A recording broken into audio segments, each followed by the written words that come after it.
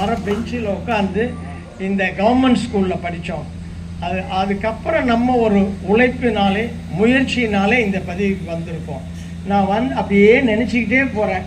திடீர்னு ஒரு போர்ட்டிகோவில் கார் நின்று என்னோட செக்யூரிட்டி ஆஃபீஸர் வெளியிருந்து அந்த கார் கண்ணாடியை தட்டுறாரு. ஐயா, you have reached supreme court portico, please get down அப்படிங்கிறாங்க. அதாவது அந்த 10 நிமிஷம் வேறு எதையுமே நினைக்கல, நம்ம பள்ளியை தவிர. உடனே கதவை திறந்தோடனே அப்புறம் அலுவலகத்துக்கு போய் வேலை செய்ய ஆரம்பித்தேன். எதுக்கு சொல்கிறேன்னா, நம்ம எந்த ஒரு எதிர்காலத்தில் நம்ம வந்தாலும் நமது பள்ளியும் நம்ம பள்ளியினுடைய ஆசிரியர்களை மறக்கக்கூடாது. அதற்காக தான் இந்த விஷயத்தை சொல்கிறேன். தலைமை நீதிபதியாக ஓய்வு பெற்ற பின், அதாவது ஏப்ரல் 2014, டெல்லியிலோ சென்னையிலோ தங்கி இருக்காமல் நான் பிறந்து வளர்ந்த மண்ணிற்கே திரும்ப வந்து விவசாய தொழிலில் ஈடுபட்டேன்.